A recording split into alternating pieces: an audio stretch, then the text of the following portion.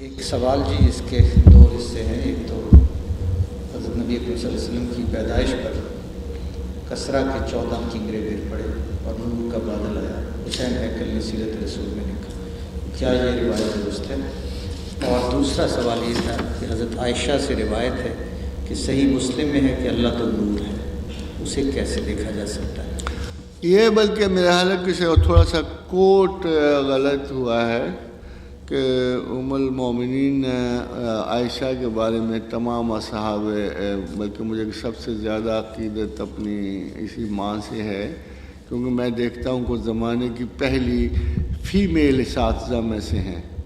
ام المومنین عائشہ صدیقہ کا وہ مقام ہے کہ حضرت رسول اکرم صلی اللہ علیہ وسلم نے فرمایا کہ زمانے میں 4 عورتیں معزز ہیں، سارہ حضرت ابراہیم کی زوجہ مبارکہ، اور پھر آسیہ بنت مزاحم جو فرعون کی بیوی تھی جنہوں نے موسیٰ علیہ السلام کو پالا، اور پھر سیدہ مریم جو یعنی حضرت عیسیٰ علیہ السلام، حضرت خدیجہ الکبریٰ، مگر فرمایا عائشہ کی حیثیت ان میں ایسی ہے جیسے سرید کو باقی کھانوں پر فضیلت حاصل ہے۔ تو مین بات یہ ہے کہ وہ حضرت رسول اکرم صلی اللہ علیہ وسلم نے ایک بات اور بھی ام المومنین کے بارے میں کہی کہ دین کا 1/4 اس حمیرہ کے پاس ہے،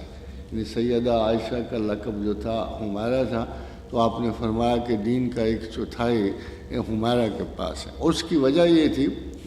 بہت سارے لوگ ایک ریزنیبل چیز کو بالکل نہیں سمجھ سکتے کہ why was she married so early. اس میں 2 باتیں بڑی غور سے سن لیجیے گا کہ دی ویری فیکٹ کہ جب ان کا نکاح ہوا تو وہ رخصت نہیں ہوئی، دی ویری فیکٹ واز کہ she was not mature and she was not suppose to be carried, اور اس کے 3 سال کے بعد رخصتی ہونے کا بڑا سادہ مطلب یہ ہے کہ اس وقت تک وہ بالغ ہو چکی تھیں جب ان کی رخصتی ہوئی،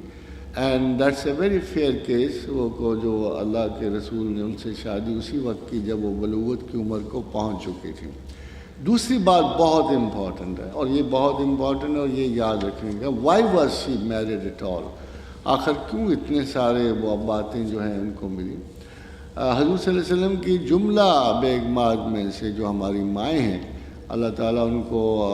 ان کے درجات بلند کرے، ان میں سے صرف 17 احادیث مروی ہیں، صرف 17 احادیث مروی ہیں، اور ام المومنین عائشہ صدیقہ سے 3000 سے زیادہ حدیث مروی ہے۔ آئلی زندگی کی تمام وہ باتیں جو رسول اکرم صلی اللہ علیہ وسلم کو بیان کرنی تھی جو عورتوں کے لیے تھی، سارے کے سارا ایک سورس اور ایک منبع اور ایک سرچشمہ ہے، وہ ام المومنین عائشہ صدیقہ رضی اللہ تعالیٰ عنہا ہے۔ اس کی مین وجہ یہ تھی کہ چونکہ باقی خواتین جو بیاہی ہوئی تھیں یا ان کے پرنٹس خالی نہیں تھے یا ان کی میموریز میں کوئی ایسا تھا، تو ام المومنین Aisha Siddiqa was raised carried to teach the sayings of the prophet at a very young age when her memory slate was very clear. She was very much devoted to the Prophet، اور اللہ کے رسول اور اس گھرانے کی محبت کے سوا ام المومنین عائشہ صدیقہ کی زندگی میں کوئی بات نہیں تھی۔ and above all she was so truthful کہ جب ان کے اپنے خلاف بھی کوئی رسول اکرم صلی اللہ علیہ وسلم نے بات کی ہے تو وہ بھی انہوں نے نہیں ویسے ہی بیان کر دیا حدیث میں۔ جب کبھی یہ کہ ام المومنین خدیجہ کی اپریسیشن کی تو ام المومنین عائشہ صدیقہ نے آپ اس بوڑھی کو ابھی تک یاد کرتے ہیں، تو حضور نے فرمایا عائشہ تم نے ایسی بات کی کہ سمندر میں ڈالی جائے تو وہ بھی سیاہ پڑ جائے، یعنی ان کے خلاف تھی یہ بات۔ اس کے باوجود ام المومنین عائشہ صدیقہ نے بلا کم و کاست یہ حدیث بیان کر دی، اور یہ اللہ تعالیٰ نے ان کو صرف اپنے مذہب کو ایکسپلین کرنے اور اس کی تعلیم کے لیے چنا تھا۔ She was not suppose to be for any other purpose, اور آپ دیکھیں گے ان کی اولاد بھی نہیں ہوئی، اور اس کے بعد بھی انہوں نے جتنی عمر وہ زندہ رہی ہیں وہ تعلیمات ہی دیتے رہی، اور بڑے بڑے اصحاب کو دیتی رہی۔ بڑے بڑے اصحاب بھی جب آئلی زندگی کا معاملہ ہوتا یا انٹرنل لائف کا مسئلہ پیش آتا تو ام المومنین ہی سے شہادت طلب کرتے اور اسی پہ فیصلہ کرتے۔ اس لیے واحد مقصد جو ہے اس شادی کا یہ تھا، ایک تازہ ینگ خاتون with a very fresh memory, excellence of memory and with love of the Prophet, وہ ان تمام باتوں کو محفوظ رکھتی جو امت مسلمہ کے فیوچر کے لیے ضروری تھیں، اور یہی اس شادی کی وجہ تھی۔ اس پہ ایک چھوٹی سی بات عرض کرتا چلوں کہ حضور صلی اللہ علیہ وسلم نے فرمایا کہ عائشہ، تم بچپن میں مجھے ایک نوزائیدہ بچے کی شکل میں جبریل نے مجھے دکھایا، کہ مجھے جبریل نے تمہیں ایک نوزائیدہ بچی کی شکل میں دکھایا، اور میں حیران ہو گیا کہ میں نے اس کا کیا کرنا ہے۔ پھر وہ جیسے حضور کی عادت ہے، آپ نے کہا کہ اچھا پھر اگر اللہ کی مرضی ہے تو میں نہ بھی کیسے کر سکتا ہوں، یعنی اس میں کوئی چوائس انوالو نہیں نا، نتھنگ ایٹ آل، مگر جو اللہ نے منظور کر لیا تھا اپنے دین کی اشاعت کے لیے، تبلیغ کے لیے۔ She is the first greatest woman teacher جو زمانے میں پیدا ہوئی، اور آج تک بھی ان کا یہ کمال جو ہے موجود ہے۔ آج تک بھی کسی عائشہ میں سب سے بہتر وصف ٹیچنگ کا ہوتا ہے۔ اور یہ جو کوشچن اس وقت پیدا ہوا، یہ اصل میں ام المومنین سے یہ روایت وابستہ نہیں ہے، البتہ ام المومنین نے کہا کہ جو شخص یہ کہے گا کہ معراج میں رسول اللہ نے اللہ کو دیکھا، اور اس نے اللہ کے رسول پہ بہتان باندھا۔ مگر اس پہ جو باقی معزز صحابہ ہیں وہ رائے پاس کرتے ہیں کہ ہمارے لیے یہ رائے ام المومنین عائشہ کی قابل قبول نہیں ہے، اس لیے کہ جب معراج کا واقعہ پیش آیا ام المومنین ابھی پیدا ہی نہیں ہوئی تھی، چونکہ ابھی پیدا ہی نہیں ہوئی تھی، اس لیے ان کو اس واقعے پہ کوئی براہ راست گواہی حاصل نہیں ہے۔ جتنے بزرگ ترین صحابہ رسول ہیں صلی اللہ علیہ وآلہ وسلم، وہ یہی یقین رکھتے ہیں اور یہی مسلمہ دین ہے کہ اللہ کے رسول نے اپنے اللہ کو دیکھا، اور اگر سچ پوچھے تو یہی ایک بات ممکن تھی کہ رسول اللہ پہلے اللہ اپنے رسولوں کو تھوڑی تھوڑی انڈیکیشن دیتے چلے آ رہے تھے، کسی کو عذاب کسی کو ثواب کے ذریعے۔ جو وقت قریب بڑھ رہا تھا تو پھر انہوں نے موسیٰ سے کلام کیا،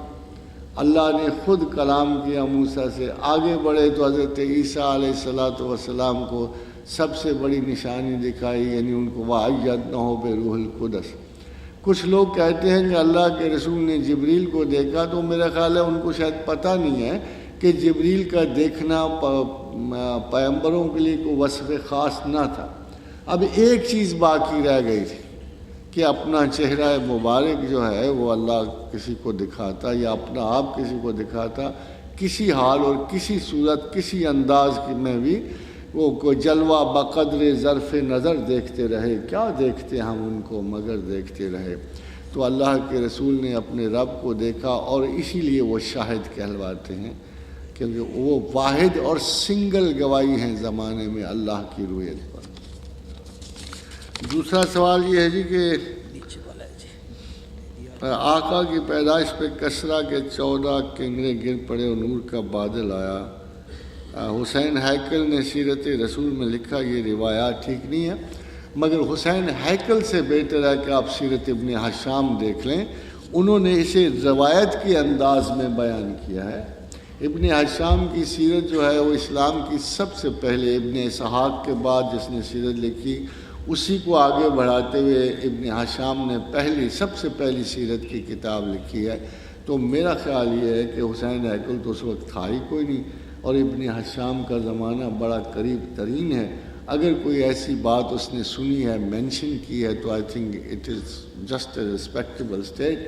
باقی کچھ علامات اور بھی آئی ہیں، ٹھیک ہے، اگر آپ کو نہیں تسلیم کرنا تو اس کا رسول اللہ صلی اللہ علیہ وسلم کو کوئی فرق نہیں پڑے گا، نہ آپ کے ایمان کو فرق پڑے گا۔ بیٹر بی مور شیور کہ کیا بات اس وقت ہوئی اور کیا نہیں ہوئی۔ پروفیسر سوال یہ آیا ہے کہ معجزہ کیا ہے؟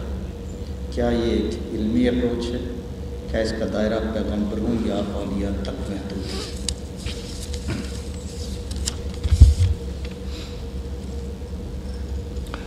معجزہ اصل میں خارق عادت کو کہتے ہیں، کوئی چیز جو ایک نارمل روٹین کے خلاف ہو، اور کوئی ایسا واقعہ پیش آئے جو جنرلی ہمارے اندازے میں یا ہمارے ڈیٹا میں، جو ہمارے شعور میں ہے، جو ہماری سائنٹیفک اپروچز ہیں، اگر ان میں نہیں سمو رہا، یا we do not have a reason, sometimes a strange thing happens. But we do have a reason afterwards, تو ہم پہ اس کو معجزہ نہیں کہتے۔ بعض اوقات جب ایسے واقعات ہو جائیں جن کی شہادت موجود ہو مگر ان کی کوئی ریزن زمین و آسمان میں کل بھی موجود نہ ہو، آج بھی موجود نہ ہو، تو جہاں عجز کر جائے عقل جو ہے اور دانشوری، جہاں عجز کا شکار ہو جائے اور خارق عادت ہو، یعنی عادت کے بالکل الٹ کوئی واقعہ ہو جائے روٹینز کے، تو اسے ہم معجزہ کہتے ہیں۔ اس میں یہ ہے کہ دیکھیے یہ سلائٹ آف آرٹ والے جو لوگ ہیں جو آپ کو ہاتھ کی صفائی دکھاتے ہیں، یہ بھی بڑے شاکنگ سے ہوتے ہیں۔ فار ایگزامپل میں نے ایک مظاہرہ دیکھا، ایک ینگ آدمی کھڑا ہوا تو اس نے کہا دیکھو جی کوئی بھی سگریٹ پیے اسے میں منہ سے نکالوں گا، تو اس نے واقعی ایسے کیا۔ کافی دور ایک آدمی سگریٹ پی رہا تھا، اس نے کہا جی میں ارتکاز کر رہا ہوں، اور پھر اینڈ اسٹرینجلی انف اس نے سگریٹ پیا اور اس نے منہ سے دھواں نکالا۔ تو پھر سب لوگوں نے بڑی داد دی، nobody ever understood the reason. تو میں اسے ایک طرف لے گیا، میں نے کہا یار یہ چکر تو چھوڑنا جو تو نے کیا، وجہ تو بتا کیا کیا تھا تو اس نے کہا جی روٹی کا سوال ہے۔ میں نے کہا یار میں نے نہیں پریکٹس کرنا، مجھے ذرا ریزن بتا دے۔ تو اس نے کہا جی 2 ٹکے کی ٹرک ہے، میں نے یہ نہیں ہوتی جو کیا مطلب ان کی تتڑیاں سی کہتے ہیں جن کو،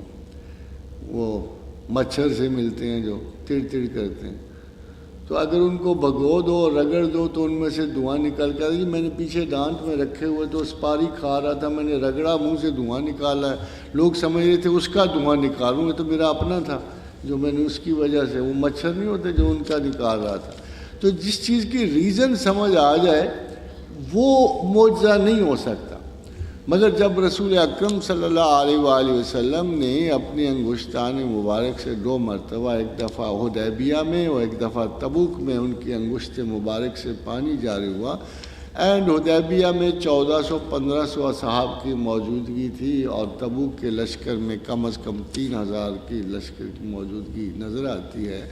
تو وہ کسی صورت بھی کسی اور ذرائع سے کوئی انڈرسٹینڈنگ سمجھ نہیں آتی سوائے، تو اس کو ہم معجزہ کہتے ہیں۔